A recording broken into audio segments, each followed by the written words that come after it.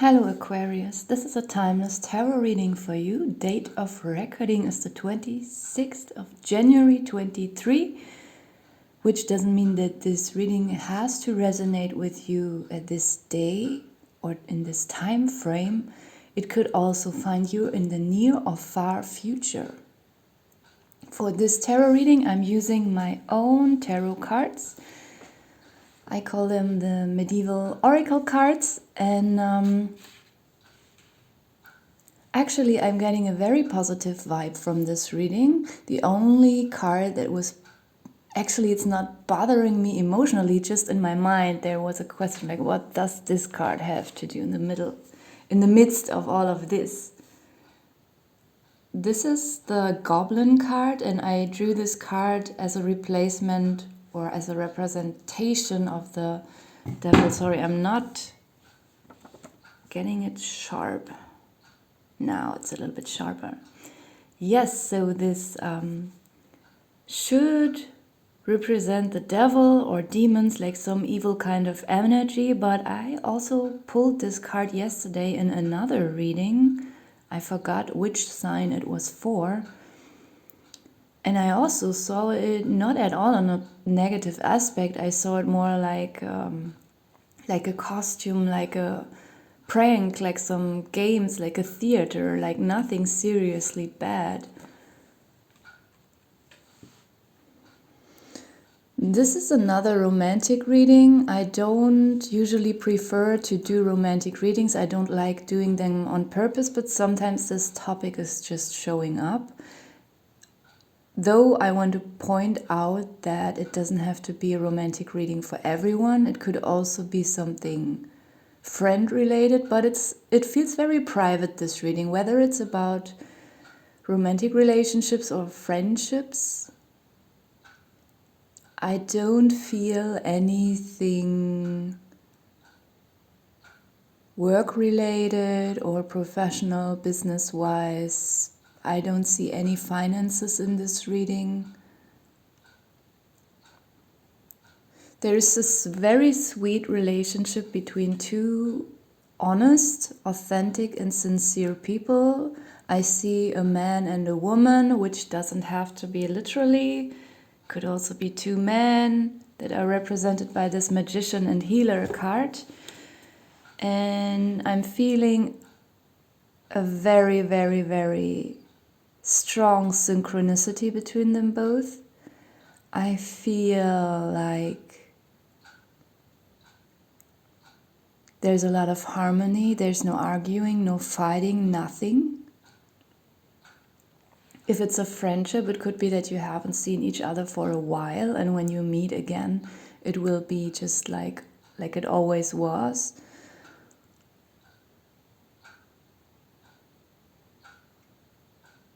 Probably even deeper than before, because both of you got older and wiser, and then, you know, when we have very valuable, honest relationships, the older we get, the more we can appreciate them.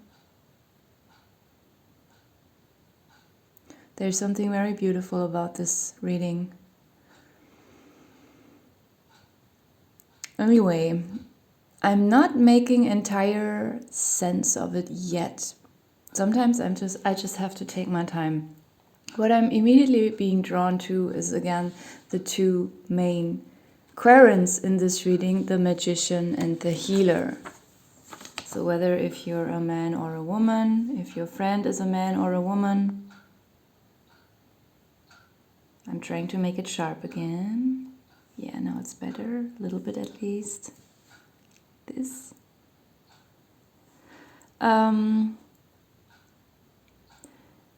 Both the magician and the healer, they have magical aspects. They have magical qualities that other people don't have, like some kind of superpowers. And I feel like it's very interesting that these two are coming together. You know, when we think of a healer, we think especially regarding the Middle Ages, more of a physical healer. Of course, the healer can also do mental, emotional healing. And the magician is actually not a healer, but he's very skilled in something else.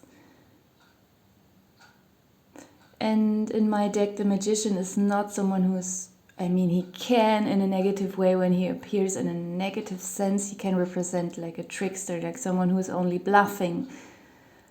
But I intended him to be someone who has true powers. Like not like nowadays, some famous magicians who, they have these tricks and it's just a hallucination, it's not real magic, you know what I mean. But I intended this, when I drew this deck, when I drew this magician, I thought of someone who has true magical powers in some way. And it's very interesting that those two are coming together, and I feel like they can complement each other. So it could be a girl with her best girlfriend or a boy with his best boyfriend. It could be two adults, like, don't focus too much on gender. It's just two people who are getting along very in tremendous harmony and who complement each other like perfectly. There's a very nice balance between the two of them. I'm also getting something about maybe the two of them never thought of each other as compatible. I also feel like for some people it could be that you haven't met this person, or that you met them once or twice and you don't know them really well, and it never occurred your thought that you could have a really great friendship or partnership with this person. I feel like it's coming a little bit more from the healer's side. And I think like maybe the healer, if we take the healer card literally as a woman, it could be that the woman might have perceived the magician a little bit like a devil. Maybe she had a wrong view of him, a wrong opinion. Maybe she perceived him as a little bit ambivalent, or maybe like, she's just a little bit devilish, like a little bit greedy, manipulative. Someone with bad intentions who only pretends to be good. Like there's something shady about this person. But I think this is getting solved. There will be a long communication. If you know this person already or not, doesn't matter. Like there's something about text messages. I don't always take this card literally as a letter, text messages. Sometimes I feel it could also be a phone call. It could be even an actual letter, like very old school, like not sending an email, but just, in a nice handwriting. This could also be, especially when people are of an older generation and they still have some nice values and want to stick to them. Actually, I also know people who are, not 60, 70, 80 or something, but who even in their 30s and 40s prefer to write real letters now and then when they have something very profound to share. And then they think it's too... This car honking is annoying in the background.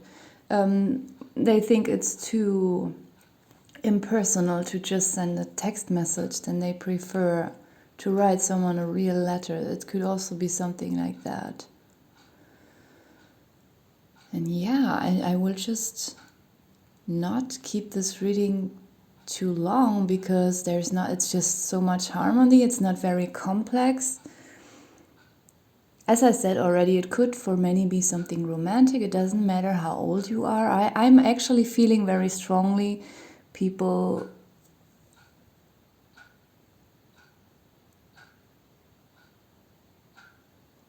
probably even older than 60 or something. There's just something very mature about this reading. I don't know. That's one aspect I'm feeling. Could be that that these two people even haven't seen each other for 30 years or something like that.